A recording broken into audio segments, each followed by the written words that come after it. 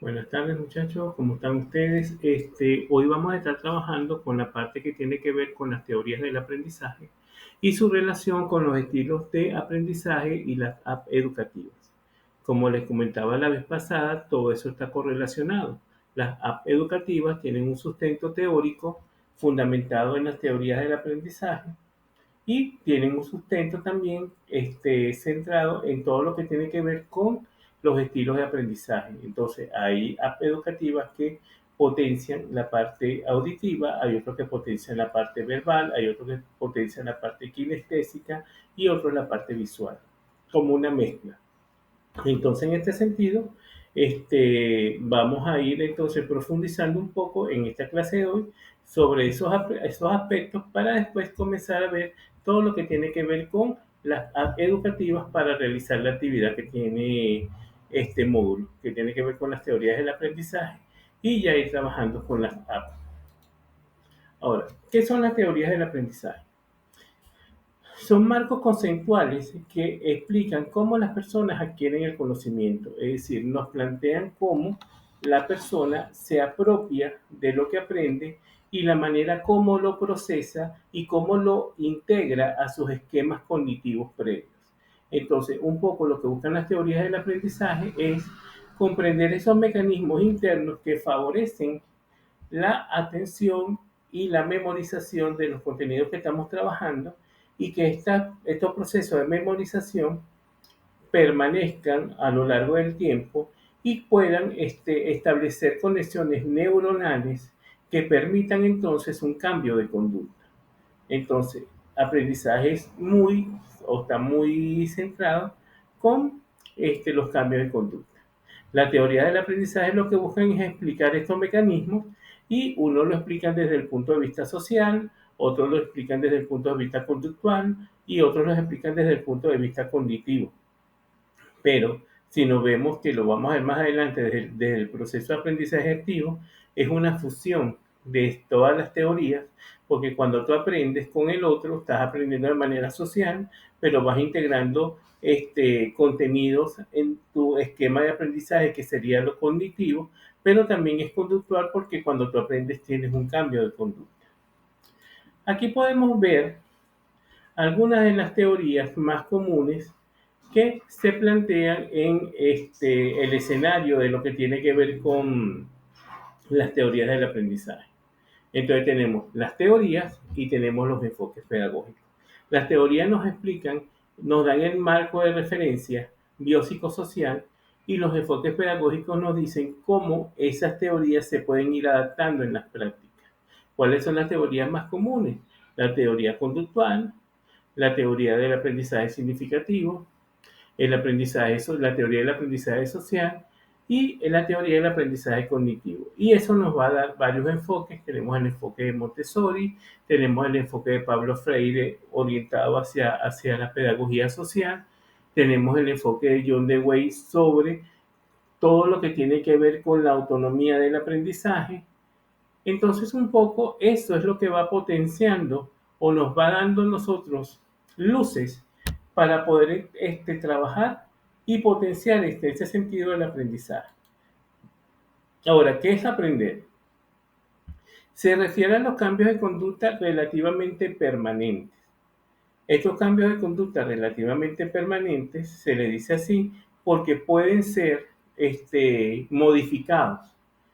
Cuando tú aprendes algo y tienes un cambio de conducta, no quiere decir que esa conducta va a permanecer, porque en la medida en que tú vas interactuando con otros contenidos, vas interactuando con otras personas, vas haciendo un andamiaje, como dice Piaget, de los conocimientos anteriores con los conocimientos nuevos, y estos conocimientos se van haciendo significativos, y por ser significativos permanecen en el tiempo, como lo plantea Howell, entonces sí hay un cambio. Entonces, lo importante del aprender es la cantidad de experiencias que el individuo va a ir obteniendo que le van a permitir acceder a un cambio conductual que vaya en beneficio o no de su propia vida. Recuerden que nosotros aprendemos no solamente procesos académicos, nosotros desde que nacemos hasta que morimos estamos aprendiendo Uno aprende a vivir, uno aprende a hablar, uno aprende a compartir, uno aprende a moverse en su cultura y aprende todas las reglas y los órdenes culturales que se pueden dar. Entonces, por eso es que Freire decía que el aprender es un proceso social que involucra tanto al individuo que está aprendiendo como a la comunidad que lo acoge.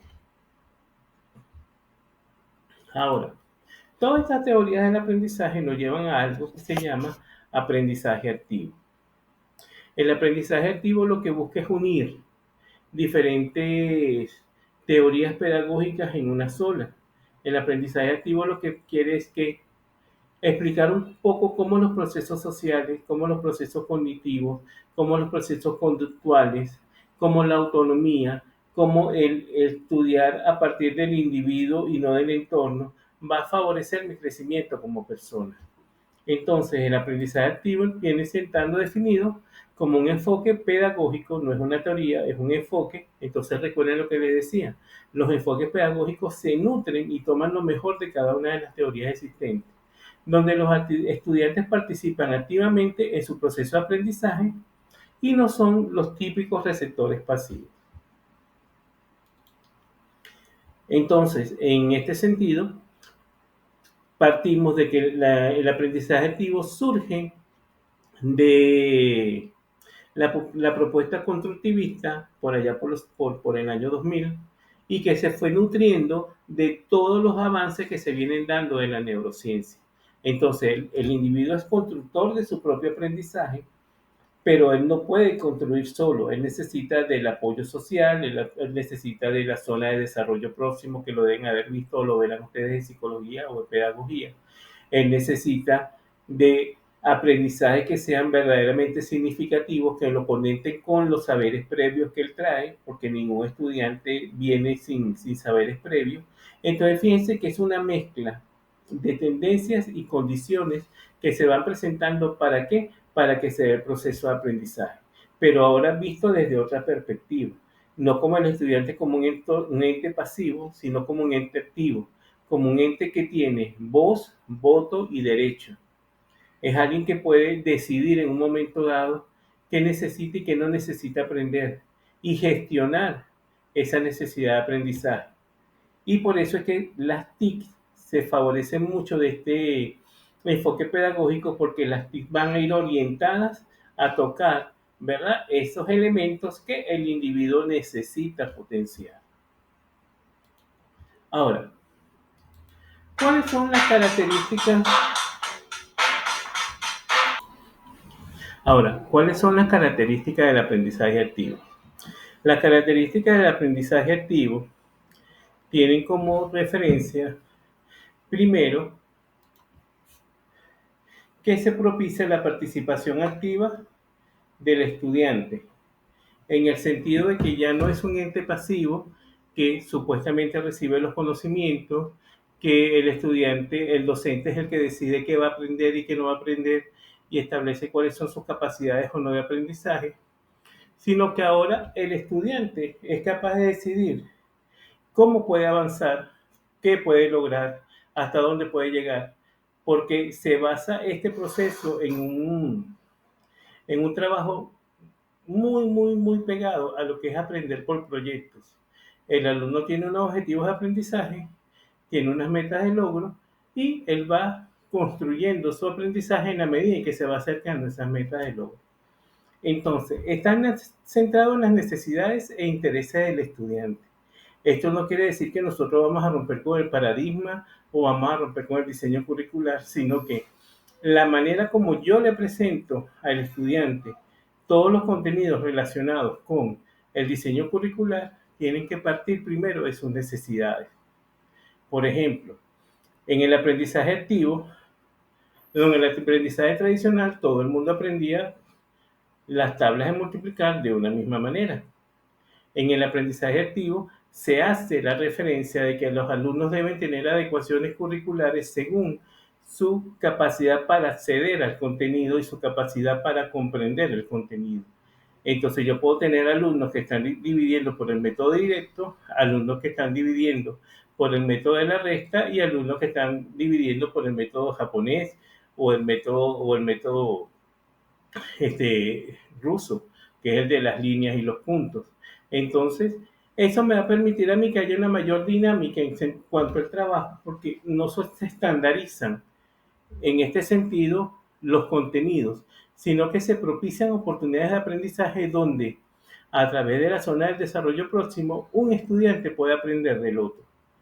Entonces aquí tendríamos el rol del alumno como tutor del mismo alumno, tendríamos esa zona de desarrollo próximo donde los alumnos que tienen altas competencias o tienen competencias en un contenido pueden ayudar a los que no lo tienen, y nosotros somos solamente ese eslabón que va propiciando y va facilitando que el aprendizaje se dé. Entonces, esto nos va a ayudar que dentro del aprendizaje activo, el estudiante pueda tener un pensamiento más crítico, porque es capaz de poner en perspectiva o es capaz de poner en su visión lo que él entiende sobre un determinado contenido. Inclusive aquí caben preguntas que los teóricos de la creatividad llaman preguntas fuera de la caja, en el sentido de que depende de un determinado contenido te puede preguntar cosas como que ¿por qué Simón Bolívar liberó todas estas naciones en vez de quedarse solamente en Venezuela y no tener que andar a caballo? Entonces, esas son preguntas que en otro momento serían hasta chocantes para un profesor de historia porque él trae toda una línea de contenido, pero entonces aquí es interesante hacer un alto y trabajar los valores que movieron al Libertador a hacer esa jornada expedición libertadora. Fíjense, otro punto es que cuando trabajamos desde el alumno, aumenta la motivación y el compromiso, porque él es el que va a decidir qué va a trabajar, él va a decidir qué va a montar, qué va a hacer, qué no va a hacer. ¿Y esto qué va a promover? La autonomía, porque él va a ir gestionando y autogestionando su aprendizaje. Él va a ir haciendo sus actividades de evaluación en la medida en que vaya logrando sus metas. Y en la medida en que alcance las metas por su trabajo, entonces él se va a sentir motivado intrínsecamente para seguir haciendo las cosas. Es decir, que ya la motivación extrínseca que tiene que ver con los elogios del docente, la calificación, va pasando a segundo lado porque mi motivación es hacer mi trabajo como lo vengo haciendo. Ahora, ¿qué favorece aquí todo este trabajo? Que el estudiante, entonces, ¿qué va a favorecer todo este proceso? Que el alumno se pueda autorregular y que pueda rendir de una manera más eficaz y más eficiente. Entonces, fíjense que aquí la cosmovisión del aprendizaje activo es ver al alumno de una manera diferente como se venía viendo años atrás. ¿Por qué? Porque tenemos alumnos que están conectados a redes sociales, alumnos que están acostumbrados a la recompensa inmediata cuando yo estoy en los videojuegos, cuando estoy viendo videos, cuando estoy haciendo, es una retroalimentación inmediata. Retroalimentación que la escuela en muchas ocasiones no puede dar. Entonces tenemos que ir ayudándolos a que él se autorregule y aprenda de que no todo es inmediato, pero que sí todo puede tener un empeño y todo me puede motivar para salir adelante. Ahora, ¿cómo vamos a aplicar este aprendizaje activo cuando usamos las TIC? Yo les voy a mostrar a ustedes ahorita, esto no es tan reciente, esto es de cuando la pandemia, el 2021, y hay unas que han salido del plano, pero hay otras que se mantienen, hay otras que antes eran gratis y ahora son de pago, que son las apps y las plataformas educativas para que los profesores puedan trabajar. Entonces, fíjense que aquí esta se la voy a compartir en el Drive como una infografía, porque es una infografía, para que ustedes puedan tener acceso a ellas. Entonces, fíjense que todos los factores que tienen que ver con los estilos de aprendizaje están tomados en cuenta. Tenemos aplicaciones que son para crear contenido, aplicaciones que son para contenido de comunidad como redes sociales y todo lo que son los gestores de gestión académica. Tenemos de programación, tenemos de la parte de gamificación, la parte lúdica y tenemos todo lo que tiene que ver con las plataformas educativas. Entonces un poco ese trabajo es el que se viene haciendo y que ustedes de ahora en adelante deben ir conociendo, porque no puede existir ahorita ningún profesor que en su planificación, que en su día a día de clase, al menos no incluya una app para favorecer esta motivación y ese enlace con los alumnos. Recuerden que la gran mayoría de los alumnos, en nuestro caso, son ahorita muy esporádicos los alumnos que no lo tienen el acceso a las redes por el uso del celular. Antes era más complicado, teníamos que tener una computadora, ahora no. Ahora tenemos teléfonos inteligentes que me permiten también acceder a estas plataformas educativas. Pero ¿cómo se usan estas plataformas educativas? Tenemos plataformas de evaluación que me van a permitir a mí crear cuestionarios en forma de juegos, crear cuestionarios en forma de formato, como Google Form, crear quizzes, relámpagos de 2 o 3 preguntas donde ustedes van a contestar. Y lo importante de esto, también yo puedo tener un video como este y convertirlo en una evaluación y me va a generar las preguntas que yo les puedo hacer sobre este tipo de evaluación. Entonces, ¿qué es lo importante de esto? De que las evaluaciones dejen de ser lo que eran, la hoja y el papel, el trabajito escrito, el Lambut, que ahora los profesores viven haciendo, y gastando una cantidad de recursos y herramientas que con una computadora fácilmente se pueden realizar. ¿Cuáles son las apps que yo recomiendo para esto? Tenemos Kahoot, tenemos Quiz, Edupric y Sócrates. Entonces, ellos, sobre todo Sócrates, me va a permitir a mí ir generando cuestionarios, inclusive de un PDF. Tomar un PDF, hacer ese cuestionario y después presento el PDF a los alumnos y más adelante ellos tendrán que hacer una comprensión de lectura de ese PDF en un cuestionario. Y también tenemos generadores de inteligencia artificial, que eso lo vamos a ver en otra clase, que me permite a mí entonces el PDF, resumir el PDF y generar la evaluación a partir de él. Tenemos la parte de la gamificación, que lo que busca es tener una interfaz de interacción directa con los alumnos y propiciar esta retroalimentación inmediata. Tenemos, en este caso tenemos a Minecraft, tenemos a Duolingo, tenemos a Code.org. Hay uno que yo no coloqué allí que yo uso mucho que se llama WordWard, que él me va a generar a mí actividades lúdicas para trabajar contenidos educativos. Por ejemplo, WordWard tiene una actividad tipo concurso, tiene actividades tipo golpear un topo con las preguntas, tiene actividades para hacer sopas de letras, para hacer crucigramas, para unir, hacer pareos y todo esto. Y eso lo va a servir porque es una manera distinta del niño repasar sus conocimientos. Tenemos la parte de los videos. Ahí tenemos EduPlus, Widea, Canva y Photon. Yo he usado más Canva y Photon, que me permiten a mí editar videos, hacer lo que estoy haciendo ahorita, grabar una clase para que ustedes la puedan tener después subida en el Classroom, si es muy pesada para el WhatsApp, subirlo al canal de YouTube y después compartirle el link. Y así van a tener entonces su proceso de clase completo. Y a partir de esos videos se pueden, como les decía arriba en la evaluación, generar procesos de evaluación o resúmenes. Inclusive hay páginas que ya están con inteligencia artificial haciendo la transcripción de la voz de los videos a texto. Tenemos realidad aumentada. Yo no sé si ustedes vieron por las redes sociales la otra vez que era un cubo, que ustedes se metían en la página, buscaban el cubo, lo imprimían, lo armaban y después con el celular, cuando escaneaban el código QR, tenían en su mano la realidad aumentada de lo que fuera, dinosaurios, planetas, hay muchos temas en ese cubo. Entonces fíjense cómo esta es una manera también, si yo estoy hablando de los planetas, mostrarle a los muchachos, imprimir varios cubos, que ellos escaneen el código QR y que puedan tener en la mano algo novedoso para verlo y no solamente verlo en la pantalla o verlo en el libro. Y eso entonces, ¿qué va a generar? Aprendizajes significativos porque están relacionados directamente con el juego. Entonces, ¿cuáles tenemos ahí? Tenemos Google Expedition, que tiene la oportunidad de que tú te puedes meter y visitar un museo por dentro. Tenemos Magic Cube, que es el que yo le acabo de decir. Y otros dos que todavía no he usado, pero que me llamaron mucho la atención en el sentido de que propician estos aprendizajes distintos.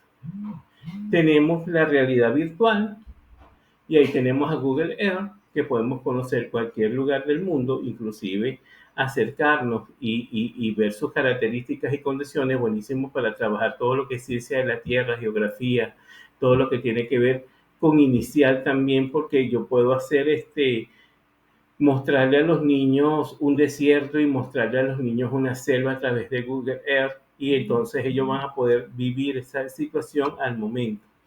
Entonces, fíjense que aquí tienen las áreas educativas y del otro lado tienen cuáles son las que más se recomiendan o las más usadas.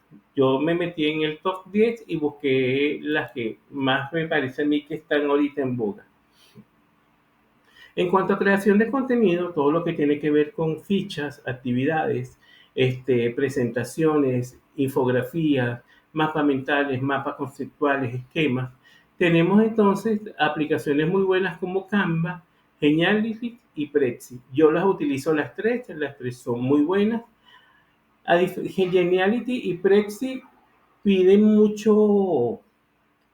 mucha gestión de datos o mucha gestión de red, pero Canva es mucho más amigable en ese sentido de poder descargar con una marca de agua lo que estás haciendo.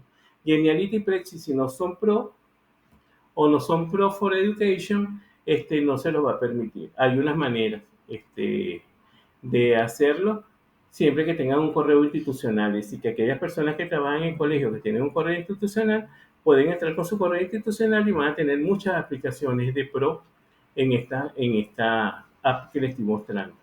Pero ahorita, una de las que más es amigable con las personas que no tienen acceso a lo pro es Canva. Y después caemos en la parte de los juegos digitales. Hay juegos digitales, el universo de los juegos digitales es un universo de más de 300.000 billones de dólares. Es una cosa monstruosa y que todo el tiempo se está desarrollando al punto de que si tú comparas un juego de video con una película, la película cuesta 100 veces menos que diseñar un juego de video. Es una cosa impresionante.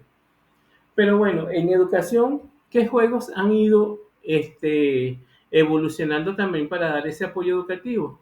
Tenemos a Minecraft for Education, tenemos Duolingo con los idiomas y tiene la parte de matemática, tenemos Scratch para programación y todas esas otras herramientas de programación que se dan. También tenemos apps que son basadas en el aprendizaje por proyectos, ya sean esos proyectos centrados en el niño o proyectos centrados en la colaboración. Entonces, ¿qué son? Son plataformas de gestión de clase. Entonces, ¿cuáles son esas plataformas? Al igual que las plataformas educativas, tenían Classroom, Google Drive, que nos van a permitir entonces realizar proyectos compartidos para poder salir adelante y crear entonces lo que nosotros necesitamos hacer como grupo. Ya no necesitamos reunirnos en la casa de nadie para hacer un trabajo, simplemente abrimos un documento de Drive, trabajamos y le damos permiso de editor a todas las personas que están con nosotros y puedo ir viendo en tiempo real lo que mi compañero va haciendo. Es hiper novedoso. Bueno, pero ¿cuáles son las características de estas apps educativas? Primero, que el contenido es interactivo y es multimedia.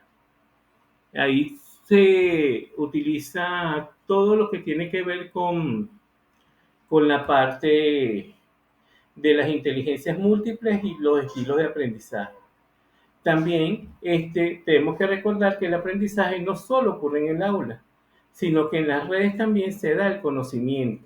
Todo este mundo que llamamos la nube es un generador de conocimiento y aprendemos que la tecnología en este sentido juega un papel fundamental.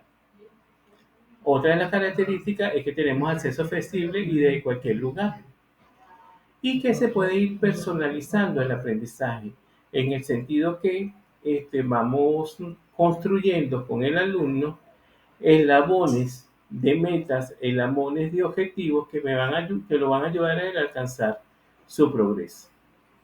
Tenemos en la gran mayoría un seguimiento del progreso, sobre todo en las áreas educativas que están asociadas a tu cuenta institucional, y la facilidad de uso porque la navegación en todos los sistemas de las apps son muy intuitivas. Ya aquello de que tenía que hacer un gran tutorial para aprender a usar las cosas y no sé qué, no, con un pequeño tutorial y con lo intuitiva que es la interfaz de lo que estamos trabajando, logramos manejar. Bueno, muchachos, hasta aquí es un poco lo que teníamos que trabajar. Ya le subí varios tutoriales para la actividad que vamos a hacer hoy, pero no quería cerrar la clase sin explicarle la actividad. Esta actividad va a estar montada en Classroom y va a estar montada también por el grupo. ¿Cuál es la actividad de este módulo? Ustedes van a leer el módulo, van a revisar el material extra que yo les colgué en el Drive. Hay dos lecturas bien importantes sobre lo que tiene que ver con el aprendizaje activo. Y después van a buscar la página, la lámina 13 y la lámina 14, que son los usos y de las apps educativas. Y a partir de allí van a escribir, van a seleccionar una app de cada una. Entonces yo voy a seleccionar una app de cada una de esas categorías y tengo que hacer la reseña histórica de esa app, qué habilidades pedagógicas y no pedagógicas propicia, qué estilo de aprendizaje favorece. Importante que ustedes hablen un poco de la interfaz y las cosas que se logran, cómo se evalúa, cómo se hace el contenido, es decir, una descripción completa de la app. Y eso lo van a hacer en una presentación que pueden utilizar para ello Canva, Geniality o Prezi. En el caso contrario, que no usen estas tres, a lo sumo puede ser PowerPoint. No se la puedo recibir en otro formato porque la misma materia nos pide que ustedes tengan contacto con la parte digital. Entonces, un poco ir trabajando de esa manera para que se vayan acostumbrando a aquellas personas todavía que no trabajan directamente con la parte digital. Entonces, van a agarrar cada app, van a buscar la imagen de la app en internet, la van a montar, la van a describir y así con todas, con las 9 apps en la categoría que van a estar inmersas y cuál es la descripción de la app. Entonces, la categoría, si es de edición de contenido, cómo se llama el app que estoy trabajando y toda la descripción, todo su proceso histórico. Entonces, un poco eso es lo que vamos a trabajar y vamos a ir entonces ya camino al cierre de lo que tiene que ver con nuestra clase. Entonces, bueno, muchachos, nos estamos viendo el miércoles. Tengo que verificar lo del cierre del semestre porque yo sé que ya estamos en las últimas semanas, creo que debemos estar en la semana 13 o 14 para ya ir finiquitando todo. Bueno, estamos en contacto.